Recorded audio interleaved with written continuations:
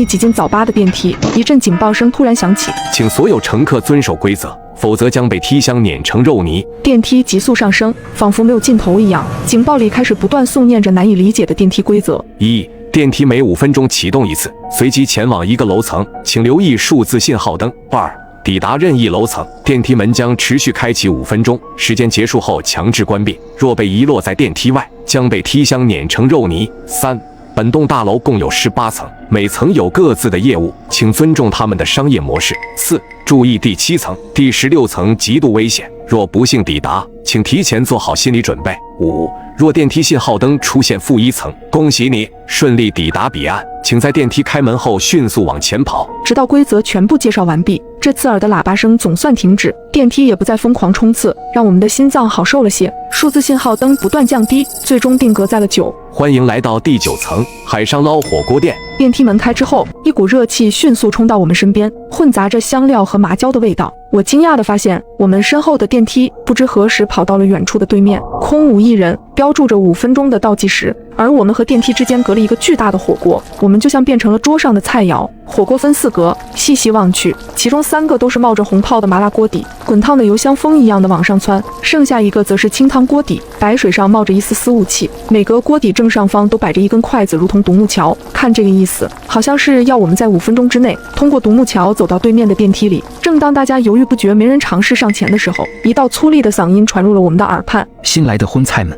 我提醒你们一点，每根筷子上至多只能承担4个人的重量，并且想要稳稳通过火锅走到对面，大概需要3分钟，所以尽快选择吧。如果不想被我吃到肚子里的话。顺着声音看去，竟有一个身形庞大的巨人，头顶着厨师帽，饶有兴致地看着我们。他说的话应该就相当于本层楼的专属规则。我们这里有16个人，每只筷子只能承受4个人的重量，刚好分配均匀。紧张之中，一个秃顶的中年人率先打破了沉默，随后他指着眼前的火锅说道：这个清汤锅下面全是白水，要是不小心掉下去，或许还能游到对岸，但是那些红油的锅底下去了，恐怕就变成一堆骨头了，所以抱歉了各位，我要抢先一步了。随后他风一样的抢到最前面，率先登上了清汤锅底上方的筷子。眼见他已经摊开双手开始闯关，几位靠清汤锅底比较近的年轻人也赶忙争抢起来，4人的名额迅速被抢完，没来得及上去的人只能垂头顿足的暗骂。此时看见他们疯狂争抢，我只能无奈地挑了个最顺眼的红油锅，走上了筷子，一路缓缓前行。好在这趟关卡并没有想象中困难，这里的筷子不是滑溜的圆柱体，只要屏住呼吸，不要受到周围热气的干扰，并不会轻易掉到锅里。看来那个戴着厨师帽的巨人没有说谎。走了2分半，我们已经走过了一半的路程，电梯箱已经近在眼前。可就在大家都要松一口气的时候，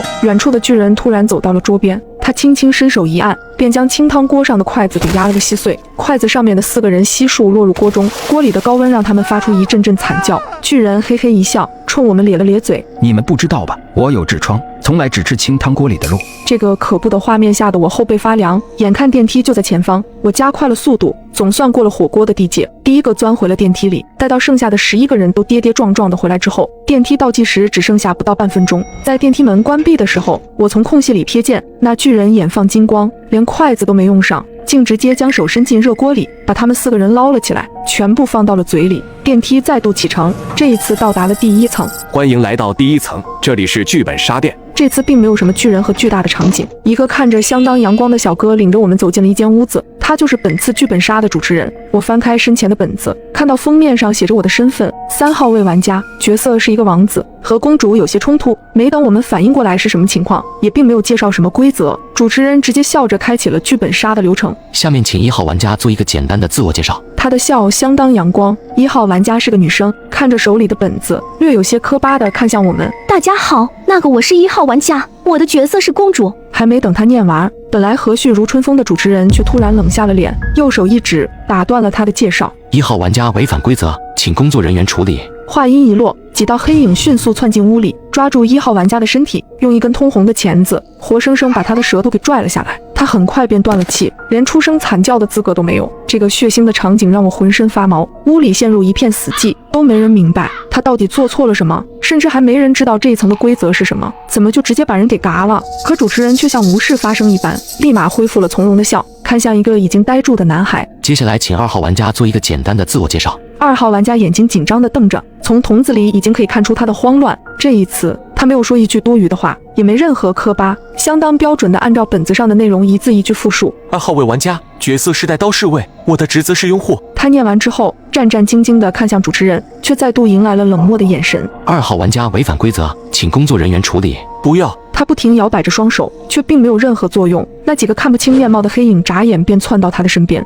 重复了之前的行为。我的脑子里跑过无数个念头，到底违反了什么规则？诡异的场景瞬间让我汗流浃背，主持人却并没有任何停下的意思，一脸微笑地看向我。汗流浃背了吧，老弟？那么接下来，请3号玩家做一个简单的自我介绍。我到底该说什么？煎熬的感觉涌上心头。如果说1号位玩家上有什么失误的话，那2号位玩家的回答已经算是绝对的标准。如果这样都算是违反规则的话，到底什么内容在规则的容许内？可就在这一瞬的交集里，我脑海中突然冒出一个疯狂的念头。进入第1层之后，出现的元素分别是剧本杀店、引导交流的主持人、自我介绍环节，几乎全都围绕着说话这个行为。如果没猜错的话，第1层规则的底层逻辑和说话脱不了关系。或许真正的规则比我们想象的要简单粗暴得多，这里恐怕根本不允许说话。想到这里，我抬头看向主持人，迎上他的目光，不敢开口说出一个字。见我迟迟没有动静，主持人疑惑地眯了眯眼，再度重复了提示，请3号玩家做一个简单的自我介绍。不知道猜测正确与否的我浑身冒着冷汗，足足15秒过去，主持人才终于轻轻一笑。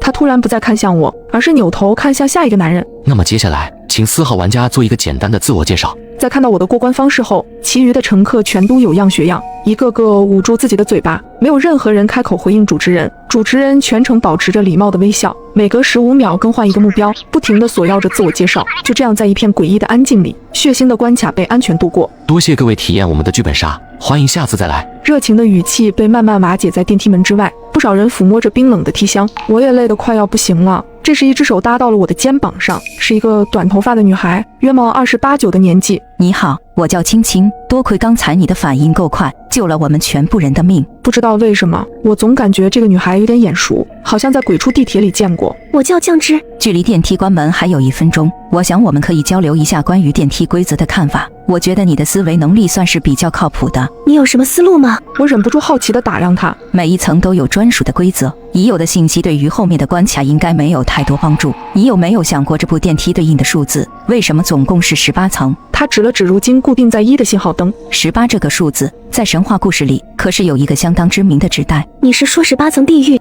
我们第一次抵达的是第9层海上捞火锅店，而第9层地狱刚好是油锅地狱。那第1层？没错，第1层是拔舌地狱，正好对应着剧本杀店，凡是说话的人都会被拔掉舌头。没等我们继续交流，1分钟时间已转瞬流逝，电梯已然重新停靠，清脆的叮铃声打断了我们的思路。数字信号灯停留的位置是11。欢迎来到第11层，这里是荷尔蒙的碰撞地——健身房。和第1层一样，走出电梯便有人热烈地迎接我们。那是个身形健硕的肌肉型男，胸前别着一张专业的教练证。他领着我们10人走进健身房，教练冲我们一笑，请各位在半分钟内选好自己的健身器材，在此地锻炼满4分钟后计算打卡成功，可以安全离开。和第9层一样，这又是一道选择题，选对的人可以活着走出第11层，选错的人绝对会死得很惨。我凑到青青的身边，忍不住问，第11层地狱是什么？石压地狱。所以健身房的关键元素是压力。说完，我赶忙抬眼扫了扫馆内有哪些可以被重物压住的器材，似乎只有用来卧推杠铃的史密斯架可以勉强算是。我和青青一起走到了对应区域，各自选了一个史密斯架，选了最轻的杠铃片，任凭杠铃压在自己胸口上。但很可惜的是，数遍整个健身房，这样的卧推器材总共只有8台，也就是说，我们10个人里注定有2个会死。眼见我已经安安稳稳躺在了卧推的区域，他们也赶忙有样学样，迅速跑到这边抢着躺下。很快8个位置就全部占满，只剩下2个小女生，大家都用怜悯的目光看着他俩，却没有人愿意做出让座的举动。健身教练似乎非常满意眼前这一幕，笑嘻嘻地晃了晃运动手环，还有最后3秒选择时间，请各位抓紧喽。眼看进入了最后的倒计时，其中一个女生赶忙跑向一旁，跨上一台跑步机，而另一个女生则是随便找了块瑜伽垫便躺下，拿了个小巧的哑铃放在自己的肚子上。随着倒计时结束，除了压在我们身上的杠铃以外，健身房内所有的器材竟全都自动燃烧起来，顿时冒起滚滚浓烟。那个跑在跑步机上的女生眨眼间变成了一团火人，烈火灼烧出一股子焦肉的味道，在空气中不断弥漫。健身教练兴奋地搓了搓手，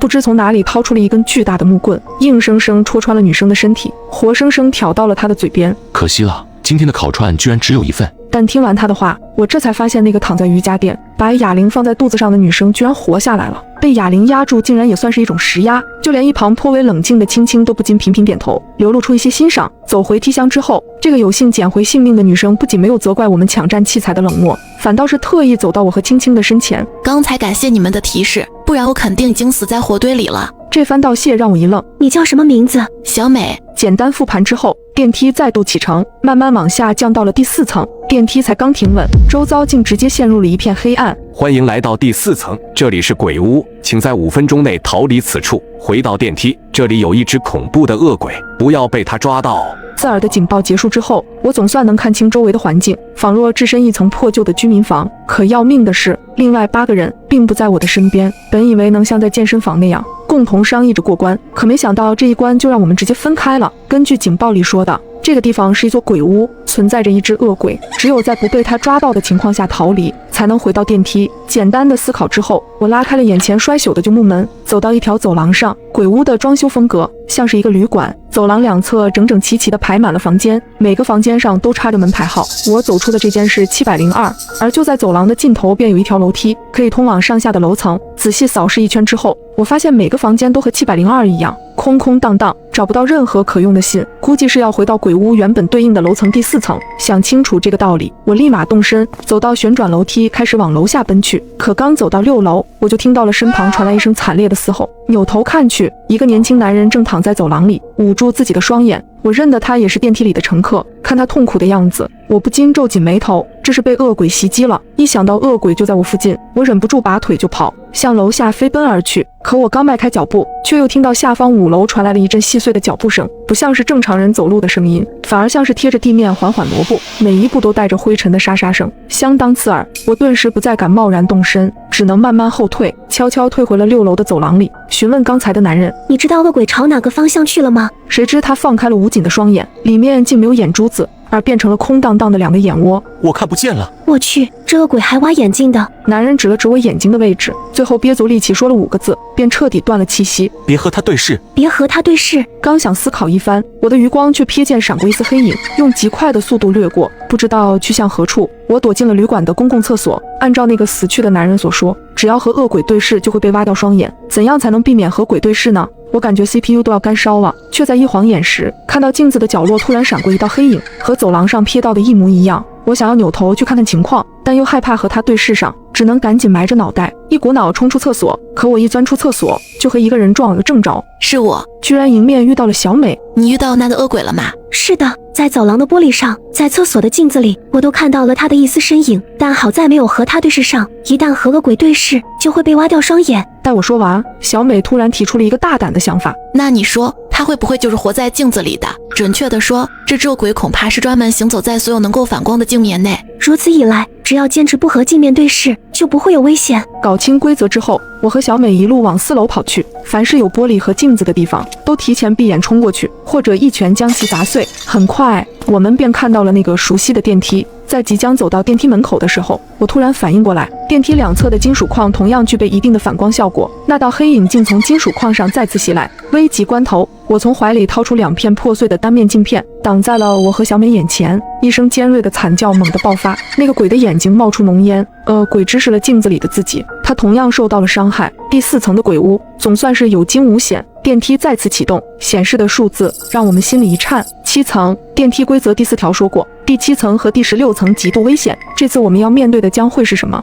凌晨2点，楼上邻居突然在群里发了一条消息：今天我好像在咱们小区看见了一个通缉犯，就是隔壁县杀了一家4口然后潜逃的那个人。然而此言一出，整栋楼的人都不淡定了。1202，别吓我，是不是看错了？咱们小区治安还挺好的，怎么可能有什么通缉犯？刚才发消息的1301继续道：等我找找通缉令。不一会儿，他就在群里发出了一张截图，那是一个身材瘦削的男人，皮肤黝黑，是扔到人堆里就找不出来的普通长相。要不是下面的悬赏金额标着10万块，真看不出来这么个看着老实巴交的男人竟然是个通缉犯。我一开始还没怎么在意，刚才睡觉的时候越想越不对劲，总感觉眼熟。就在咱们小区小孩游乐设施那一块，我们俩打了个照面，这一下子群里的人都炸锅了。有知道内情的邻居忍不住说话：602，这人我知道，是我们老家的，听说是他闺女被同学搞大了肚子，结果人家不认，就把人一家都杀了。就那个小男孩和他妈侥幸跑出来了。听说当时屋里全是血，他爸肠子都出来了，吓死人了。502就为了这点事儿，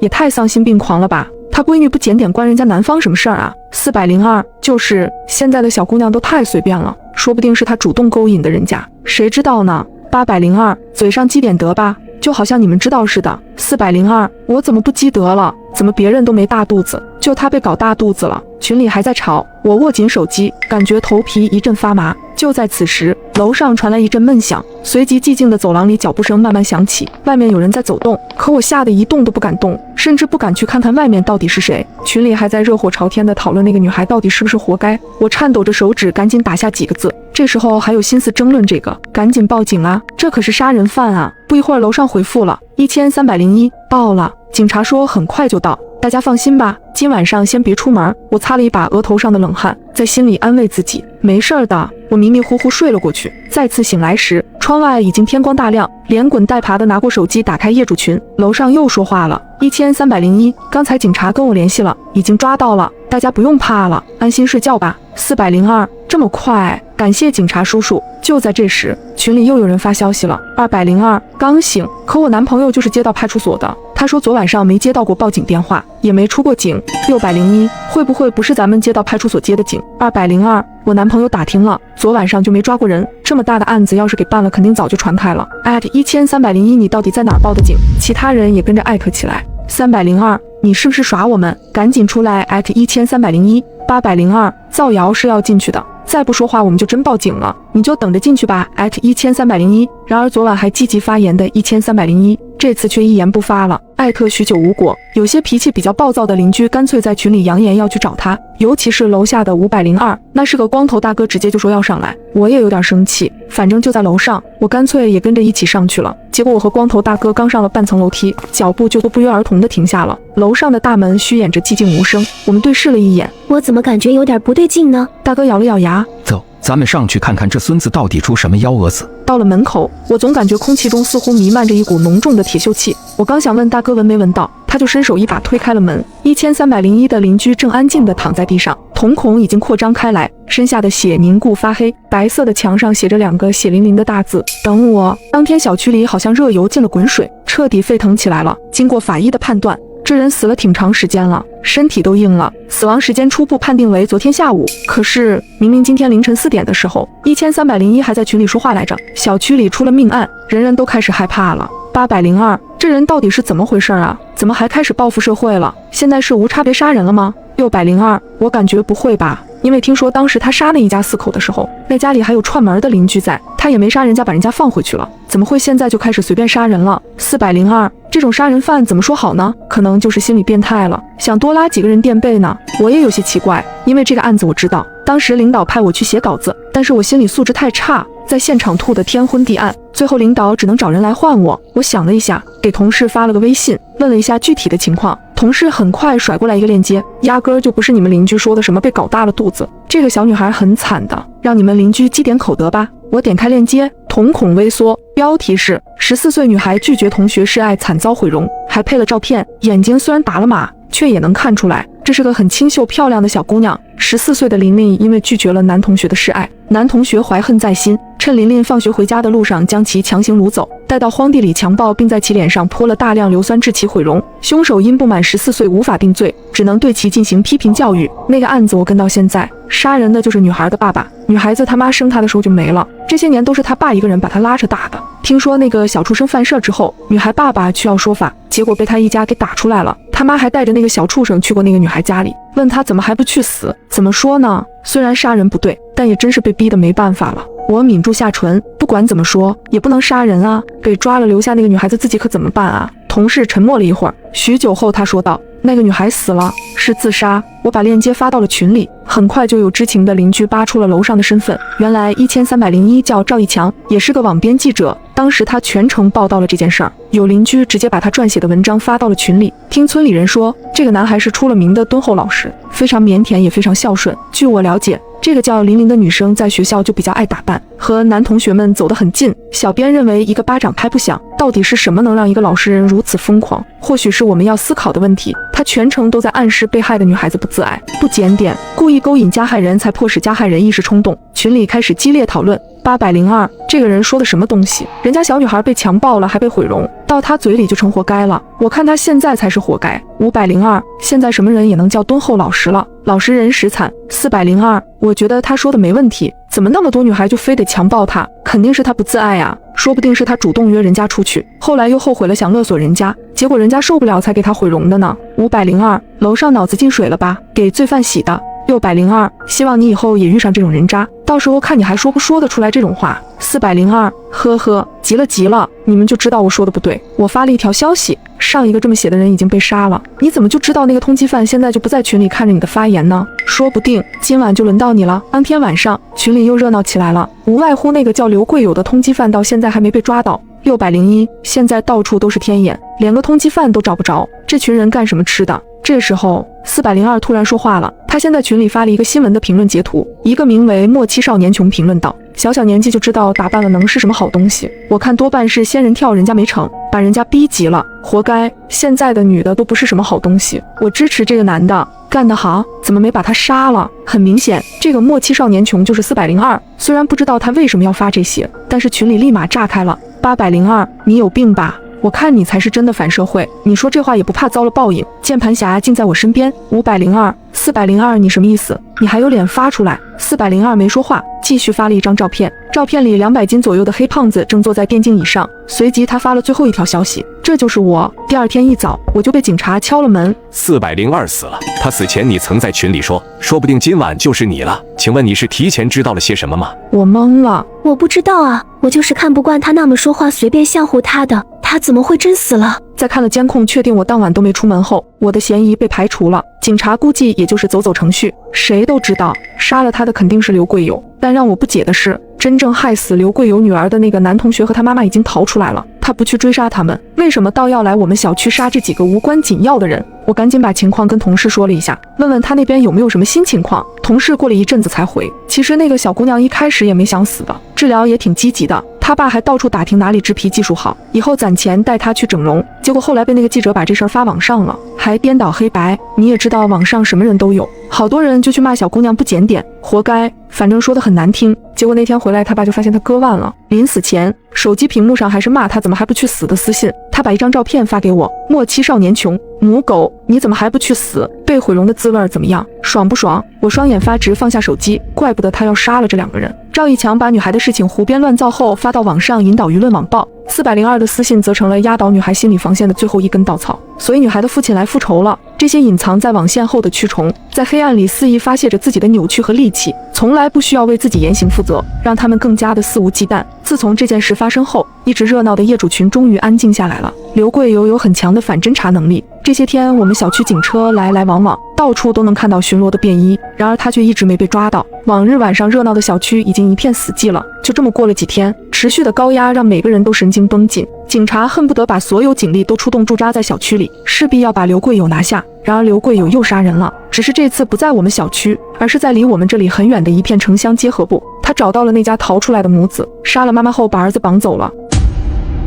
长失踪后的第3天，群里发了一个群公告：封控期间，所有同学不可以离开校园，戴浅蓝色口罩的才是人类，并附上了一段视频。视频里，班长一脸惊恐地往前跑，仿佛身后有什么恐怖的东西在追他，可是后面分明什么也没有。下一秒，班长的身影凭空消失在了黑暗中，一种令人毛骨悚然的咀嚼声响起，伴随着班长撕心裂肺的惨叫声。视频在这一刻戛然而止。看完这段视频，寝室里爆发出室友高分贝的尖叫，平时不怎么聊天的班级群也瞬间被疯狂刷屏了。视频的拍摄日期显示是3天前，很显然，失踪的班长恐怕已经遭遇不测了。室友宋妍从厕所里跑了出来，哆哆嗦嗦地说道：“这视频是怎么回事啊？班长他死了吗？”小美皱眉道：“你们看，视频被撤回了。”虽然视频被撤回了，但是群里所有学生都已经看到这段视频了。群里的聊天依旧在不断刷新，大家都在议论班长的死因，还有人提议要报警。这时我点开群公告看了下上面的内容：1. 封控期间，所有学生不得离开学校，请所有同学佩戴好口罩，注意戴浅蓝色口罩的才是人类。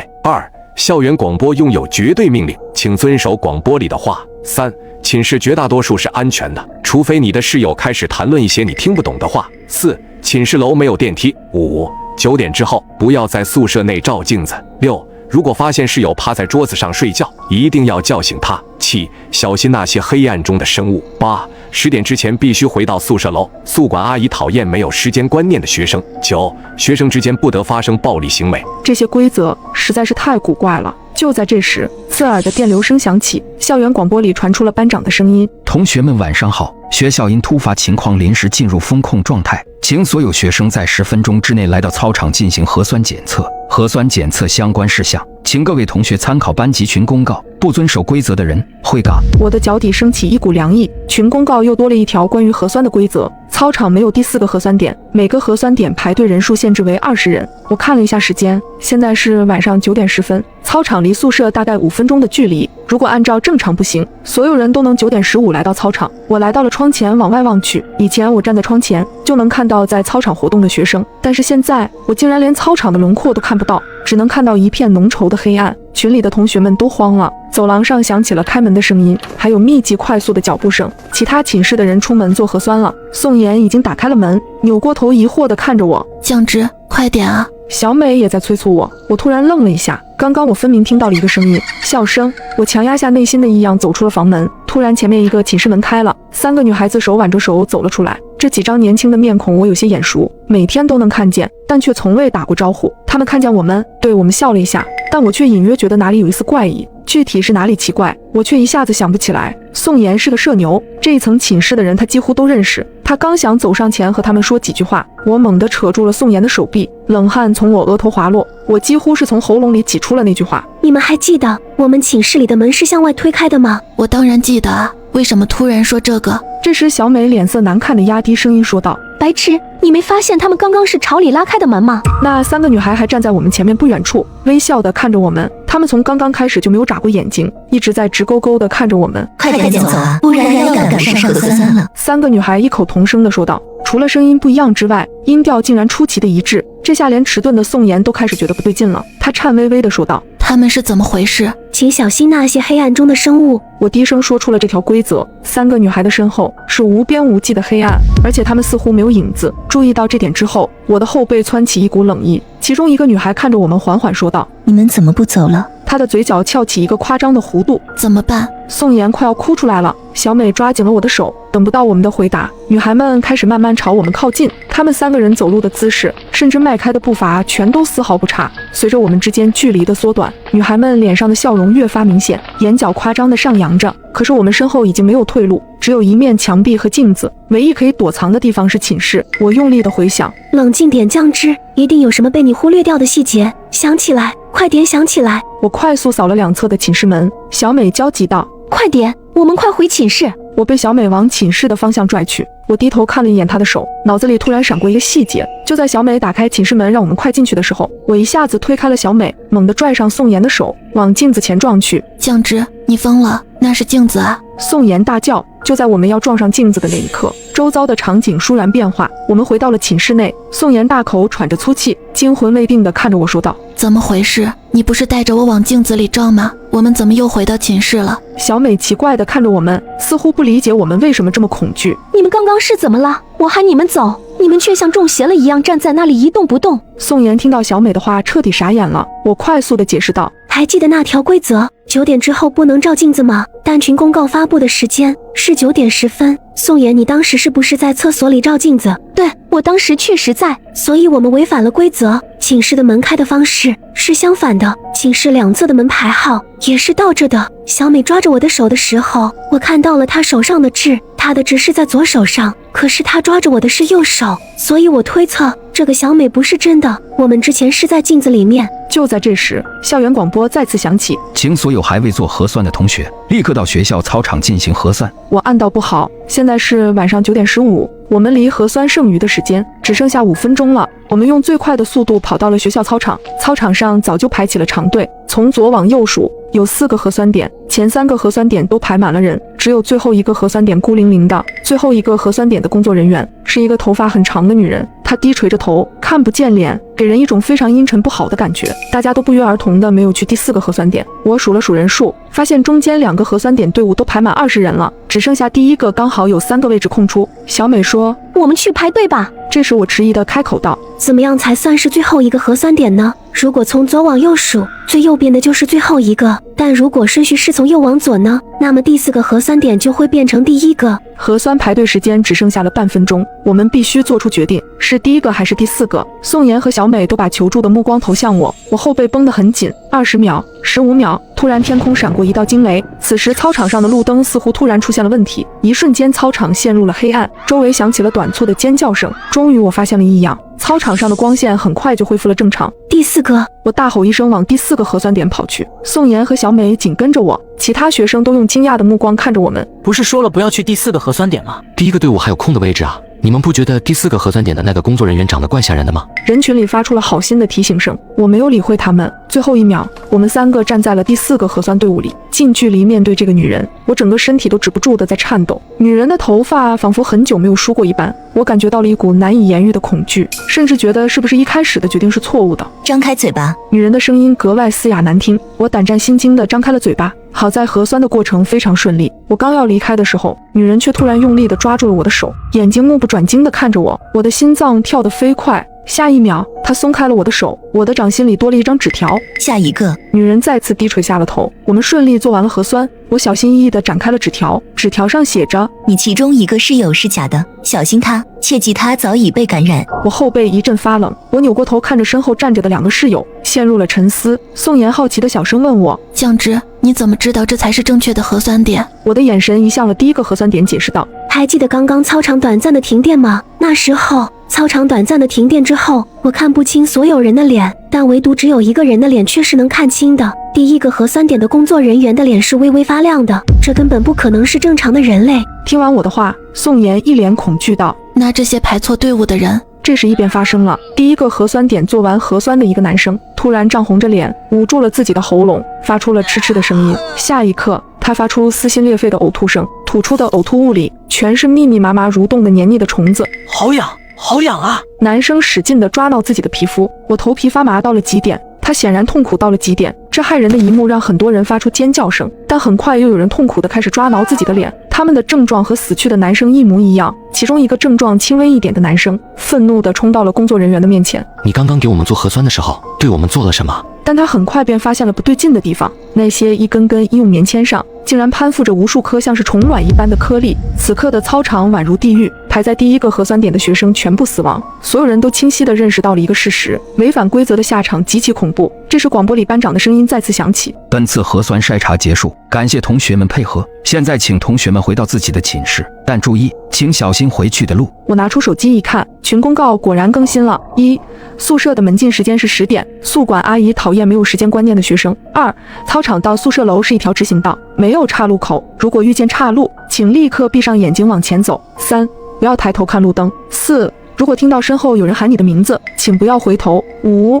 戴浅蓝色口罩的才是人类。6. 学校的保安穿着黑色工作服，如果你在路上遇见穿着红色工作服的保安，请立刻找一个安全地方躲藏起来。7. 学校里没有小猫，请不要相信猫。手机上显示的时间是晚上9点40，这一段路程只有5分钟的距离，我们却走得异常小心谨慎。这时我突然听到宋妍惊叫一声：你们快看，路灯上面那是什么东西？小美下意识的就要抬起头，却被我死死的按住了。我额头满是冷汗，压低声音说道：不能抬头看路灯。小美这才反应过来，我们压根不敢抬头往路灯上看。这时我感觉到宋妍缓缓凑到我耳朵边上，用一种拖得很长的极为怪异的声调说道：怎么不看路灯上面啊？我扭过头看到宋妍瞪着眼睛，用力的抬头往上看。你看我们明明都被挂在上面啊！我不自觉地打了一个冷战，想要缓缓抬头，下一秒我的肩膀被人重重地拍了一下，是宋妍。她焦急地说道：你们刚刚整整站在原地不动了5分钟，我使劲摇晃你们都没反应。我却一阵后怕，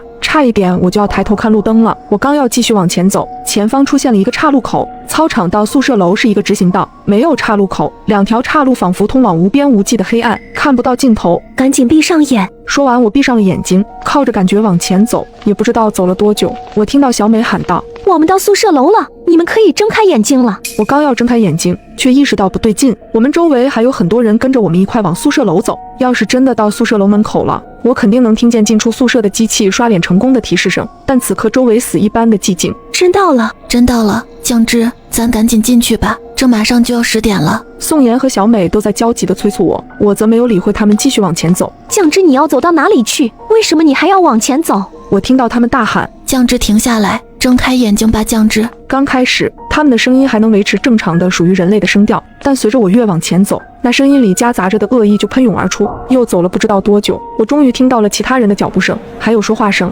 这一刻，我知道我回到正常的路上来了。我猛喘一口气，睁开了眼睛，宋妍和小美都在我身边，我这才微微放松了下来。这时我听到了一声猫叫声，是从旁边的草丛里传来的。学校里没有猫，请不要相信小猫。我牢记这个规则，但脑海里却有一个蛊惑的声音在告诉我，去摸摸小猫吧，谁能拒绝小猫呢？我无法控制地往草丛里走去。这时一个女生比我更快一步走到草丛里，下一秒她的身影消失在了草丛里。草丛里是死一般的寂静，很快女生的脑袋从里头探了出来，我一阵汗毛直竖。女生的脑袋出现在了一个猫的身体上面，对着我发出尖细的猫叫声，我心脏直跳，不忍地移开视线。我的余光瞥见了一抹红色，小美不知道什么时候竟然戴上了一个红色的口罩，戴浅蓝色口罩的才是人类。宋妍也发现了不对劲，她哆哆嗦嗦地说道：“小美，你的口罩。”小美愣了愣，她低下头看了眼自己口罩的颜色，喃喃自语道：“什么时候？我忘记了，好像是刚刚有人说要和我换口罩，我就给他了。”小美说着说着，声调却逐渐变得阴冷下来。她去撕扯自己的口罩，但口罩像牢牢地吸在她的脸上一般，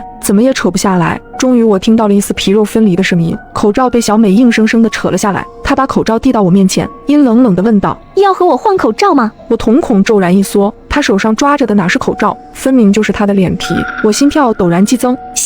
小美摸了摸自己的脸，她又抬头望了眼宿舍楼的方向，最后我听到她发出了一声长叹：“回不去了啊，酱汁，我们一开始就忘记了一件事情。”小美突然靠近我，她用尽最后的力气凑在我耳边说道：“我都想起来了，小心宋妍。”我一下子愣住了，下一秒，小美跌跌撞撞地往操场那头跑去。我想要去追，却被宋妍拉住了。她颤抖着说道：“来不及了，只剩下1分钟了，小美她没救了。”我看着宋妍，小美说的那句话就像刀子一样扎在我脑子里：“小心宋妍。”